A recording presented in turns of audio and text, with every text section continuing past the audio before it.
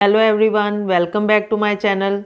आज का हमारा मौजू है व्हाट इज़ डायबिटीज़, इसके कॉजेज़, इसके साइन सिम्टम और इसकी डेली केयर। वीडियो में आगे बढ़ने से पहले मैं आप सबसे रिक्वेस्ट करती हूँ, अगर आप मेरे चैनल पर नए हैं तो चैनल को सब्सक्राइब करें, बेल आइकन लाजमी प्रेस करें ताकि नेक्स्ट आने वाली वीडियो आपको टाइम से मिल सके। और वीडियो को शुरू से एंड तक देखा करें ताकि आपको मुकम्मल तौर पर इंफॉर्मेशन मिल सके। सो बढ़ते हैं अपने मौजू की तरफ। सो बात करें डायबिटीज़ की, तो डायबिटीज़ का मतलब क्या है?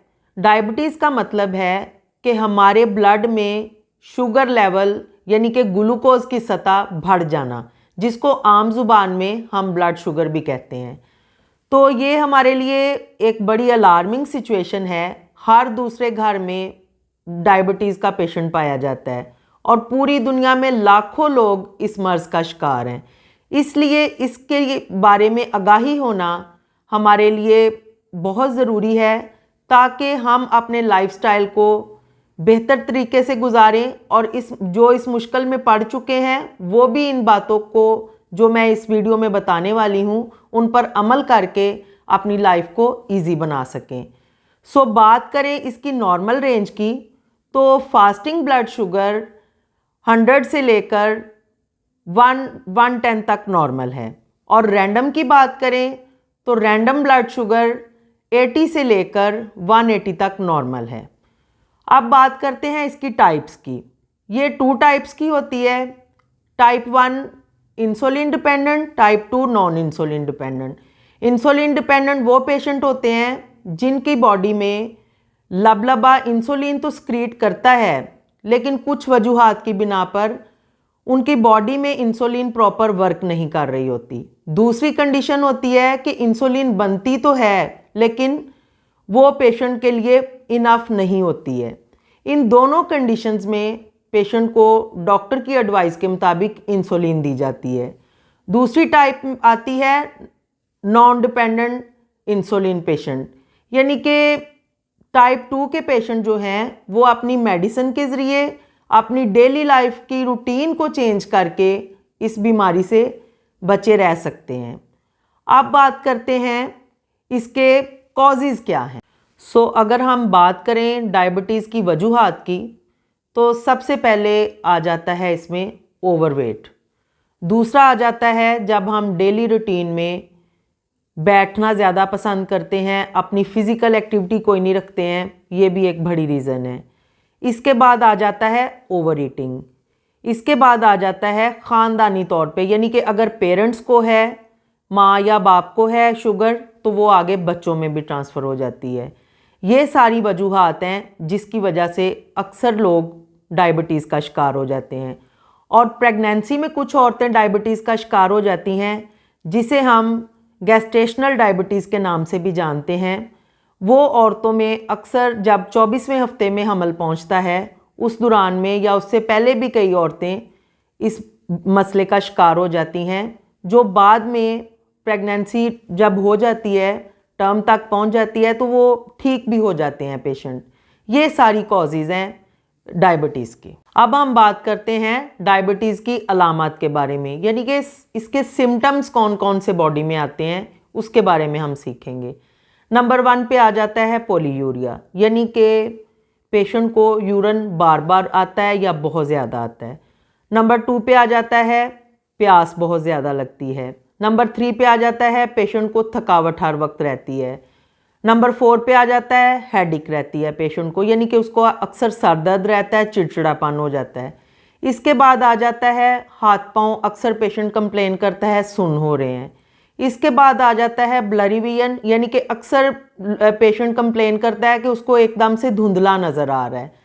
इसके अलावा अक्सर पेशेंट्स का ये मसला होता है कि जब उसका ज़ख़म हो गया है खुदा न खास्ता, या कोई इंजरी हो गई है, या अक्सर डायबिटिक पेशेंट जो हैं उनके पाँव में अगर जूती भी लग गई है तो ब्लिस्टर बन गया है, तो वो भी अक्सर ठीक नहीं होता। यानी कि जो डायबिटिक पेशेंट हैं उनके वूंड हीलिंग का प्रोसेस जो है वो स्लो हो जाता है। ये सारी वजूहात जो हैं ये डायबिटिक पेशेंट होने की निशानी है। तो अगर आप में ये अलामत ज़ाहिर हो रही हैं तो आपका जो भी करीबी डॉक्टर है आप उससे ज़रूर मिलें। अब बात करते हैं डायबिटीज़ की कॉम्प्लिकेशंस के बारे में।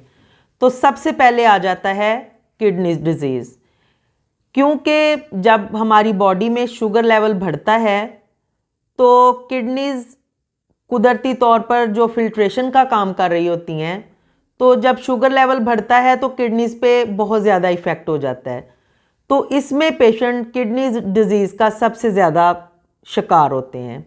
दूसरे नंबर पे बात करें तो ब्लाइंडनेस यानी कि आँखों पर पेशेंट के बहुत ज़्यादा इफ़ेक्ट होता है। इसके अलावा नर्व्स पेशेंट की जो हैं वो इससे इफ़ेक्ट होती हैं, और पेशेंट का जो वूंड है वो प्रॉपर हील नहीं होता। अक्सर पेशेंट जब शुगर हाई रहना शुरू हो जाती है तो डायबिटिक फुट का शिकार हो जाते हैं, या बॉडी पे कहीं भी ज़ख्म हुआ है तो वो जल्दी हील नहीं होता, जिसकी वजह से पेशेंट के बहुत ज़्यादा मसाइल ज़ख्म के बढ़ जाते हैं। अब बात करें केयर की, तो केयर में सबसे पहले आ जाता है डाइट।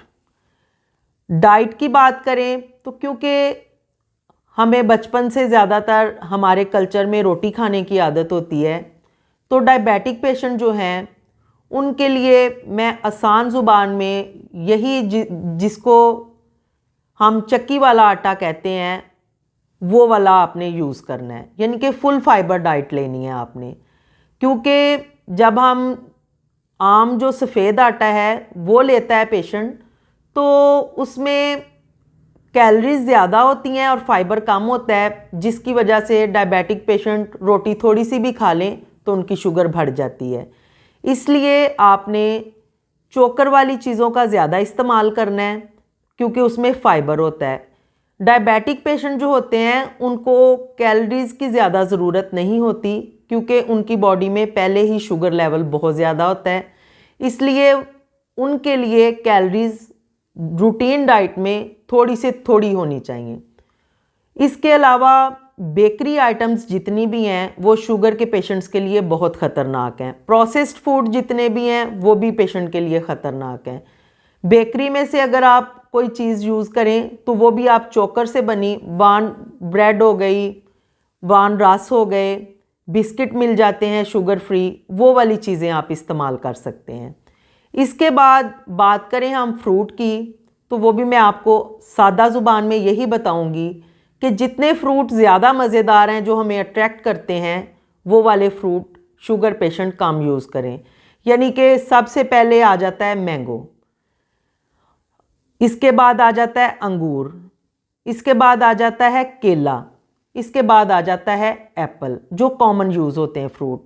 ये चारों में क्योंकि मिठास ज़्यादा होती है तो डायबिटिक पेशेंट अगर इसको खाएगा तो उसकी शुगर फ़ौरन और ज़्यादा बढ़ जाएगी। इसको आप टेस्ट कर सकते हैं, लेकिन बहुत ज़्यादा खाने से एहतियात करें। इसके बाद बात करते हैं रूटीन में पेशेंट अक्सर बोलते हैं कि हम फिर क्या खाएं, तो प्रोटीन वाली चीज़ें ज़्यादा लें। इसके अलावा स्टार्च फ्री चीज़ें खाएं। अब सब्जियों की बात करें तो सब्जियों में आलू, मटर, इनमें स्टार्च बहुत ज़्यादा होता है, कैलोरीज ज़्यादा होती हैं, ये आप कम से कम खाएं। चावलों की बात करें, चावल आप कम खाएं क्योंकि चावलों में भी स्टार्च होती है। इसके अलावा आप अंडा डेली ले सकते हैं, एक अंडा डेली खाएं। अगर आप सफ़ेदी खाएं तो वो और ज़्यादा बेस्ट है, लेकिन एक अंडा वो पेशेंट के लिए नुकसानदेह नहीं है। इसके अलावा आप मलाई के बगैर, चीनी के बगैर दही ले सकते हैं, और सब्जियां सब कुछ खाएं, लेकिन नॉर्मल मिकदार में खाएं। ओवर ईटिंग मत करें, क्योंकि ओवर ईटिंग जो है वो भी शुगर बढ़ाती है। इसके अलावा आप जौ का आटा, जौ का दलिया, ये रूटीन में ज़्यादा इस्तेमाल करें। इससे आपको भूख भी कम लगेगी और आपका पेट भी भरा रहेगा और शुगर लेवल भी मेंटेन रहेगा। क्योंकि शुगर के जो पेशेंट हैं वो अक्सर कंप्लेन करते हैं कि उनको भूख बहुत ज़्यादा लगती है। इसलिए आप ये सारी चीज़ें जो हैं अपनी डेली रूटीन में इनको ऐड करें। अब बात करते हैं कि रिकॉर्ड मेंटेन करना है पेशेंट का, वो कैसे करना है। क्योंकि जब हम रिकॉर्ड मेंटेन नहीं करते हैं, जब हम अपने मौलज के पास जाते हैं, तो मौलज को अंदाज़ा नहीं होता कि हमारा ब्लड शुगर लेवल जो है वो किस रेंज में चल रहा है। वैसे तो आजकल एडवांस HbA1c भी करवा लिया जाता है, लेकिन अगर हम डेली रूटीन में भी अपना ब्लड शुगर लेवल चेक करें तो हम उससे भी अपने खुद भी अंदाज़ा लगा सकते हैं कि आपकी ब्लड शुगर किस रेंज में जा रही है। उस हिसाब से आप अपनी डाइट को भी बैलेंस कर सकते हैं। बाकी ग्लूकोमीटर जो है वो फार्मेसी से इजीली अवेलेबल है, वो आप अपने घर में रखें। शुगर कैसे चेक करते हैं ये मैंने एक वीडियो बना रखी है, इजी है, आप इजीली चेक कर सकते हैं। और रिकॉर्ड मेंटेन की बात करें तो आप एक छोटी कॉपी लें, आप उसमें रिकॉर्ड मेंटेन करें। ये मैंने एक रफ चार्ट बनाया है। इस तरह डेट लिखें, टाइम लिखें और ब्लड शुगर लिखें। इसका ये फ़ायदा होएगा कि आपने जिस जिस टाइम पे ब्लड शुगर चेक की है वो सारा रिकॉर्ड जो है इस तरह मेंटेन हो जाएगा। इसके अलावा बात करते हैं एक्सरसाइज के बारे में, क्योंकि हमें एक्सरसाइज की आदत नहीं, हम एक्सरसाइज के बारे में बहुत पुअर लाइफस्टाइल रखते हैं। अक्सर क्या होता है कि जब पेशेंट्स को एक्सरसाइज का कहा जाता है तो वो कहते हैं हम तो रोज़ बहुत ज़्यादा काम करते हैं। घरेलू औरतें वो भी यही कहेंगी हम तो सारा दिन काम करते हैं। काम करना हमारी रूटीन है। एक्सरसाइज वो है जिसे हम सेल्फ लव कहते हैं, यानी कि अपने आप को टाइम देना। तो अपने आप को टाइम कम से कम 1 घंटा ज़रूर दें। अगर आप तेज़ वॉक करना चाहते हैं तो आधा घंटा करें, अगर आप स्लो वॉक करते हैं तो 1 घंटा मस्ट वॉक करें। इससे भी आप अपना ब्लड शुगर लेवल मेंटेन कर सकते हैं। इसके अलावा पेशेंट्स की अक्सर कंप्लेन होती है कि हमारी तो टांगों में बहुत दर्द है, पिंडलियों में बहुत दर्द है, पाँव में दर्द है। तो इसके लिए बेस्ट मेथड है कि आप तारे मीरे का तेल लें, उससे मसाज करें, आपका ये मसला भी हल हो जाएगा।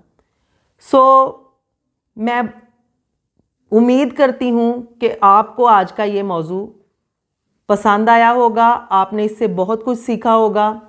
अगर आपको मेरी ये वीडियो पसंद आई है तो इसे लाइक, शेयर और कमेंट ज़रूर करें। Thank you for watching.